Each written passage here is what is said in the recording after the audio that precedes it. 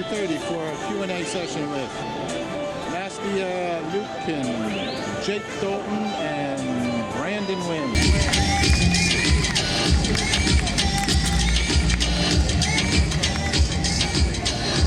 I don't know how to explain how surreal the last 15 minutes have been back here, but it's suffice to say it's been interesting. Is that fair? Definitely. Okay. We'll leave it at that. The little mystery's not awful. A little bit earlier, George St. Pierre, GSP, was out here, and he was back in the green room, and he wouldn't leave because he wanted to talk to all of you Olympians, gymnasts, about your craft. Did that surprise you? I'll start with you. Did it surprise you that this guy wouldn't leave?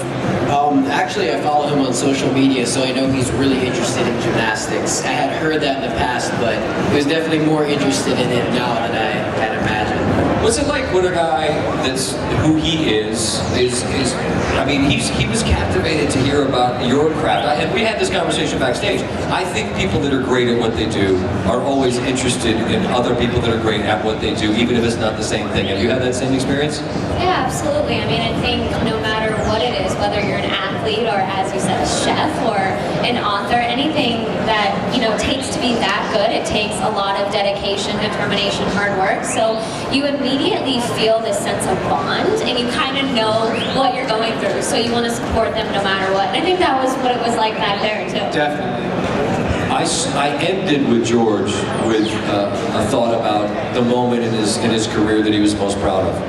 And I want to start here with all of you because as I was coming out here, I'm reading up on, I couldn't list all the medals and the events because there's just too many of them that you all have been part of, teams, accomplishments, etc. So if I was just to give each of you a chance, and I shall start with you, the moment, the accomplishment for you that represents the pinnacle to date in your athletic life is what? Mine was definitely the 2008 Olympic Games in Beijing. Winning the all-around gold medal was something that... Pretty cool. Yeah. It was actually, my dad was also an Olympic champion gymnast. He won 2 gold and 2 silver medals at the '88 Olympics. But he won the silver medal in the all-around. So then exactly 20 years later, to be able to coach his own daughter, I think win the gold medal, he told me that it kind of erased those mistakes for him. So it was a special moment. Fellas, before I give you a shot, and this isn't a negative, but when you do that, that's it. There's nothing else you can do. You righted the wrong for your dad. Yeah. I mean, how do you not just drop the mic and say, "I'll see you"? Well, that was what was hard. I mean, I was 18 years old, and at 18 you achieve your lifelong dream, and you're kind Don't of like... Don't peak at 18 would be the lesson. Sorry to interrupt. I'll remember that next time. And so you're kind of left thinking, what now? What do I do with the rest of my life? And so it was kind of that moment where you're the happiest you've ever been because you're standing there listening to your national anthem, seeing the flag being raised with this gold medal around your neck, and then you're just like, what now? What do I do? I only know gymnastics. Sorry, Jake, you get to follow that. Thanks, Nastia. I would have to say probably 2014 World Championships was mine. We were going to the last event. We were only up by a few tenths, so it really came down to the last little bit of my routine. And Great Britain, they're neck and neck with us going into the last event, and it was such a good bond for the team at that whole competition because we went in there and it was actually a much harder fight for getting a medal than we really anticipated. Everybody else really killed the competition, so it came down to the last moment, and I just remember before I went in my last pass seeing all the teammates jumping, cheering, and screaming, and that's kind of maybe a bad thing that I noticed that in the middle of my routine, but also a good thing. You just see how excited and amped they are for you out there to compete, and everybody just bonding together. And we ended up getting a medal, 3rd place, and it was just so much fun. You're our cleanup. Yeah, it's a good question, and I think a lot of times people always think to their best accomplishment. What was the best gold medal or other medal that I won? For me, a lot of times it's about personal accomplishment. In 2011, I had a pretty significant ankle injury in my NCAA season. So I did my undergrad at Ohio State. I was an athlete there. Great experience. And that year I actually came back at the NCAAs, and I was able to compete the all-around for my team, and we had a great team finish. So for me personally, that was really the best time in my sport, because it wasn't really about the medal that I won, but it was the personal development, and I saw the results there, and that was one of the biggest wins for me. Right on. We had this conversation back there. It's obvious. Gymnastics wasn't going to work for me, and so my understanding of it is admittedly minimal. I mean, I obviously I watch it, and the Olympic Games are astonishing to me to see what you all are capable of doing. I just wonder, as we shift the focus to what we're here to talk about today with HealthBox and about training, about how training has changed. As you're still in competition, you see the way it is evolving. How would you say it has changed in the past 5 years? Is it noticeably different techniques, the ability to measure things, etc.? It's changing so much, and it's really, really impressive. You know, the biggest change for me personally as an athlete, it's not really about working harder anymore. It's definitely about working smarter. You know, and we're going to get into the product and everything that it does, but you know, for me, and what this product means in my training, it's a comparison of all the variables of training. It's not the single focus on one of the most important variables and what makes things different for us, but it's a combination of all the variables, and when those variables are in sync, that's when we see the biggest benefit. So paying attention to that throughout my career has helped create longevity and success. Before we move into sort of the idea of connected fitness and what this HealthBox is about, there's these 4 pillars that they talk about, which is sleep, fitness, activity, and nutrition. Of those 4, for you, what sort of resonates as being the most critical, the most important, Jake? I would have to say lately is the fitness aspect, or the nutrition, sorry. Obviously it's fitness, but... You're quite fit, so it's working out all right for you. No, yeah, the nutrition is great. It's cool to see everything intertwined, and obviously having the fitness tracking, you can kind of compare the two, which is really, really cool. Do you think about it more now than you did? Because I imagine you couldn't just like eat cakes every day. I mean, that's what George St. Pierre earlier, that makes you sick to your stomach. The guy couldn't eat like a bucket of chicken, and it didn't matter. He just would devour food, but because he trained so much, it didn't make any difference. But is that something you've always been conscious of? No, I've kind of learned that, you know, over time, getting older, my body's changing. I have to, you know, specifically look at what I'm eating and fueling my body, you know, by nutrition-wise. So it's definitely an important thing that I learned over time. Yeah, the old man. Just wait, buddy. Take a good look, okay? This is what this is how bad it's going to be someday. It's not awesome. Okay. Of those 4 for you, Dusty, is what's most important? I think nutrition too. You know, because both of my parents were high-level gymnasts, nutrition and all 4 of them were kind of important. So that's the kind of lifestyle I grew up in, and I started learning how to eat well at a very early age. But my mom taught me when I was really young. She kind of said, you have to treat your body like an expensive. Going to a podcast. And what kind of fuel do you put into that expensive car? You can't put the least expensive fuel. So that's kind of the way that I treated my body, and I knew that if I ate junk, then I would kind of feel like junk the next day in training. And so I think for me it was definitely nutrition, but also sleep. I mean, ever since I can remember, I've always been in bed by 10 o'clock. Nothing changes. Even last night in Vegas, I was in bed at 10. No, you didn't. I promise. Don't lie to all these people. I promise. They're reporting it and you're lying to I these saw people. a 7 o'clock show. I was in bed by 10. How much longer are you in Vegas? Are you staying for the weekend? No, I'm taking a red eye back tonight. So you were in Vegas for one night and went to bed at 10 o'clock. Yes. That's so weak. I can't even get over that. I can't even get over that. It's obvious why you would end up in gymnastics. You come by it honestly. I mean, I don't want to say you didn't have a choice, but that was something that would clearly happen given your parents. Is that the experience for you guys? How did you find it? How did you find your way into this? I actually began because of a baseball coach. So as we know, gymnastics, it develops a lot of different skills and abilities, you know, strength, flexibility. We were talking about this back there. And I had a baseball coach who, I was the pitcher, I mean, at like 8 years old, you know, or 6 years old or something, and he said that gymnastics would be good for my pitching arm, you know, so joined gymnastics and ended up quitting baseball. So I don't think that coach likes me anymore. Not for you. a long time ago, really, really long time ago. But I got into it really early on. My parents. My arm's getting tired. Into it. Neither of them did gymnastics at any point in their life, and we didn't know anybody that did it. But it seemed like it would have been a good fit, and I tried out a couple classes, and I loved it from the very, very beginning. It's so foreign to me because I mean I was a decent athlete, but the disciplines, and I was telling you guys backstage, I have a young daughter that's just, she loves all of it. How do you divorce yourself from what has to be a human fear? I mean, like playing I was a pitcher, I wasn't afraid. I mean, you give up a home run, you give up a home run, but I'm afraid of it. How do you divorce yourself from the fear of what goes wrong if it all goes wrong?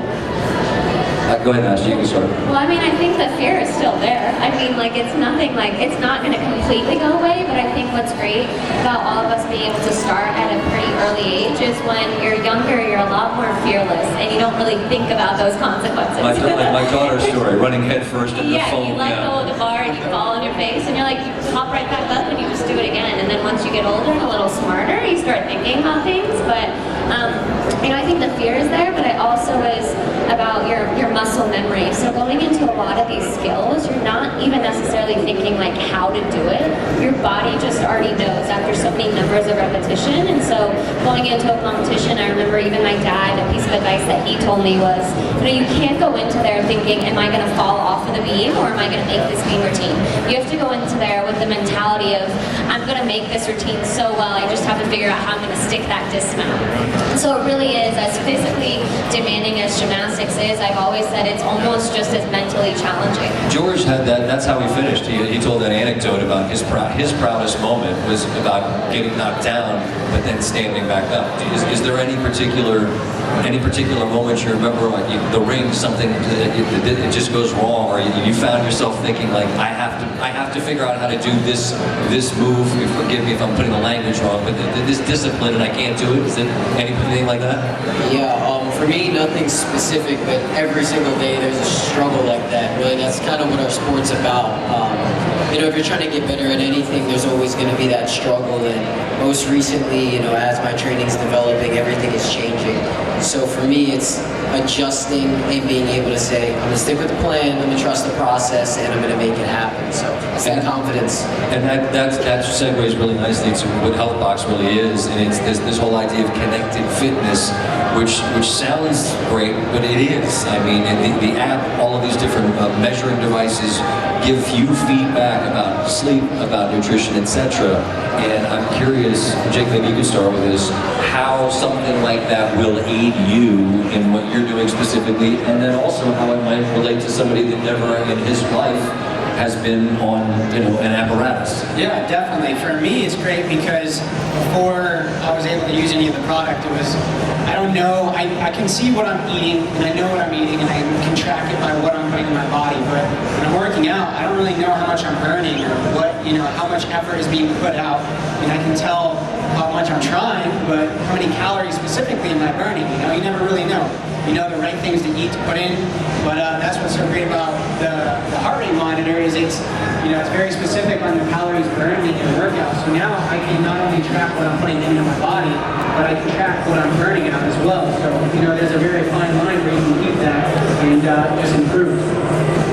Yeah, I think for me too, the scale was really cool because, you know, as a gymnast, you're basically flipping your entire body through the air. You're letting go of the bar, flipping, and then you're catching it again. So I remember for me, I mean, and I'm sure it's pretty similar for everybody, you can really, 1 pound, like you can feel that. You know, I think normally if you wake up and you're putting your jeans on, you can feel your jeans are too tight, but in gymnastics, like every single pound matters. And so to be able to kind of track that and then go back and say, you know, well, I ate this today, or, you know, I did this type of cardio or training, and really have it all be in one spot. So you don't have to have a piece of paper and write down, you know, your weight every day or what you ate every day. It can all be, I mean, we're all on our cell phones anyway. Yeah, right. Is there a specific app for you or something, or the totality of it that you find works well? Yeah, really the totality of it, and I kind of mentioned it earlier, but I think a lot of times kind of in this industry, it's really interesting. Everybody tries to find that one special variable, that one specific thing that can make the magical difference.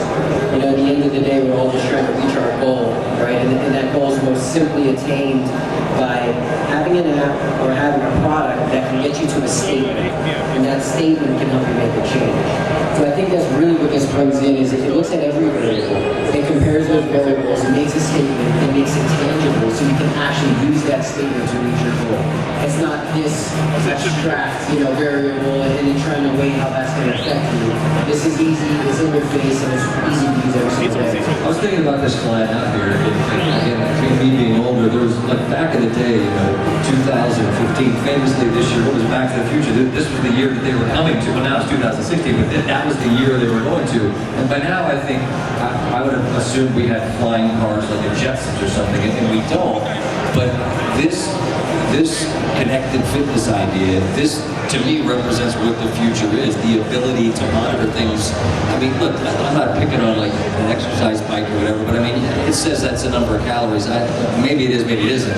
It's amazing how every single time I rode that bike, it was the exact same number of calories, you know what I'm saying? And it seems to me that this is the next version, and I think it applies to everybody here, not just people that are trying to do what you all are trying to do, which is be Olympians. Yeah, no, I totally agree, and I think it's exactly like you're saying. You don't know if you can, that machine isn't testing you. It's just, it's kind of doing the same thing. And these products, they are specifically for you. It's on you, testing your heart rate or tracking your steps or your workout, and it's specifically designed for you, basically. And it's measuring everything that you're putting out each workout. And maybe you tried harder one day. I was using it, the fitness band, and I was lifting weights, and I was trying to take a rest, and it's already, at a lighter color where my heart rate is lower. Where normally I'm like, I'm working out pretty good, I feel good, and it's telling me, no, not really, It's being honest, too. Yeah, it's in your face, and it's telling you the truth. I don't want this to get super heavy. We'll give folks here a chance to ask some questions as well, which you don't get a chance every day to ask Olympic athletes questions about whatever, so we'll give you that opportunity in a moment. But you guys are still in the arena, and last night I did SportsCenter, and I talked to Steve Smith of the Ravens, a guy that got injured this year, and he's going to come back and play. And I asked him, how will he replace that thing that competing represents? How threatening is the idea of having to give that up for you? It's threatening is a good word to use, but I think it's really about recognizing the fact that it's an asset that we have, that we've been developing our entire lives, a skill that we've learned. So it's not really about the fact that we're going to have to give it up. You just have to transform it into the next stage. Let me ask you a different way. How will you know you've done everything you can, that you've exhausted the talent that you were given, and how you shaped it with your work? How will you know, okay, that's what I've done what I can do? For this sport, you're saying? Yep. I think it's always about just keep striving for more information and application of the information. That's the way I look at it, Every single day I just try not to be complacent, and I want to be better. So every single day I'm going to try to make myself better than yesterday. It's not really a comparison to this guy or the guy over there. It's I want to be the best version of myself today. That's it. Do you miss it? I do. What do you miss most? I miss performing. I can't say I necessarily miss 7 hours of training every single day, but I miss, going out there in front of 20,000 people, and you're so nervous, but you're so excited, and you just want to go out there and represent your country, because there really was even to this day, there hasn't been anything that feeling that I felt that when you go out there and you have, the red, white, and blue on your sleeve, there's just no greater feeling of pride or honor, and just being able to do that. I have one more, I'll save it. I'm looking for mics. There we are. Do we have a question? Go ahead. Who's got the mic? Thank you. Go ahead. Yes. You want to do? I have Alex here, who's a big fan, and she wanted to hear about, on the day of the meet, sort of what you do to prepare, all of the details from sleep to nutrition. Just give us kind of the breakdown. Sure.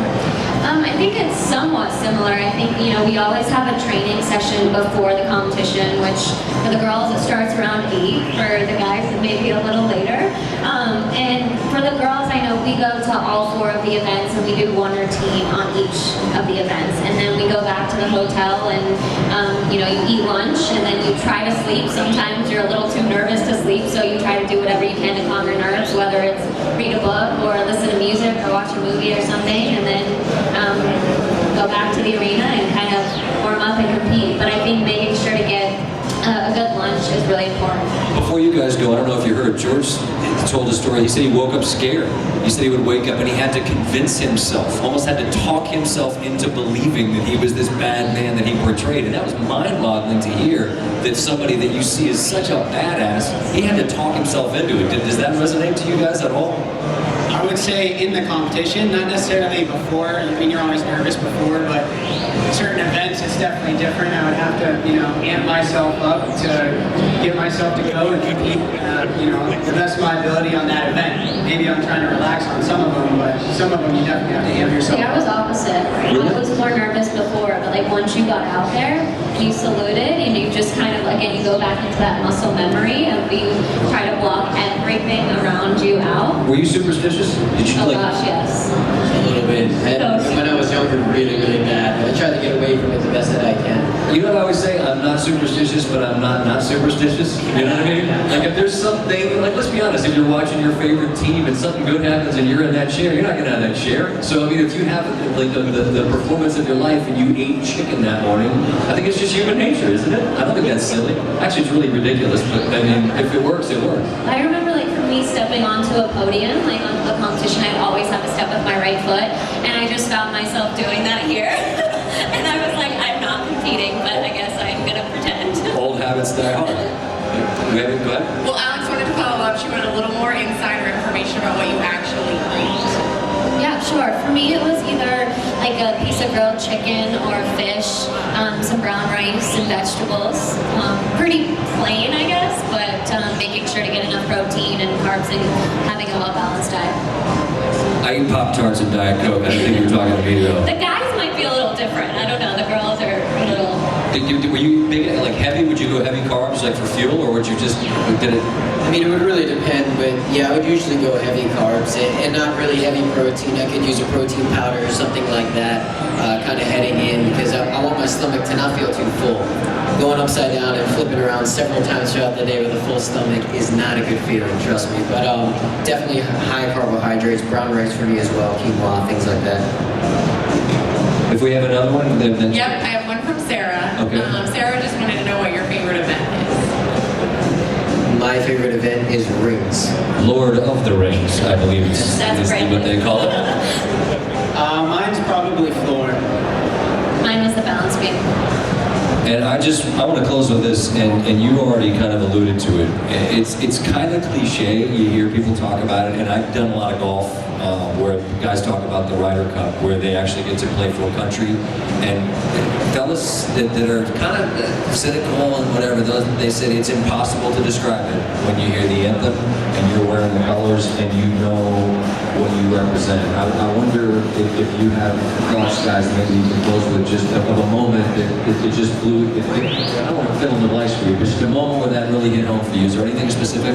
There is one for me. It was actually just this last year. I was competing over in Qatar, and I really I didn't do very well except for on one event, and that was floor, and I ended up winning. And kind of like you're saying, you're standing up there, and it just makes me think, it's probably 10 times what she felt 10 times crazier at the Olympic Games, because mine was just a World Cup, But standing up there, it's just a different feeling, It's something, like you said, it's just hard to describe. And until you're actually in that moment and it happens and you're watching it, it's so much meaning to yourself and how much work you put in, and you're just proud to be a part of it and happy to see it. It's not just the World Cup, it's the World Cup, okay? So you have to minimize it. And the last word, if there's one moment or something that resonates with you about that, representing country. I remember a World Cup as well in Korea, and it's weird because we train really hard, obviously. We spend a lot of time in the gym and devote our lives to it, but you almost become numb to that. You've been doing it for so long, it seems like just kind of every day.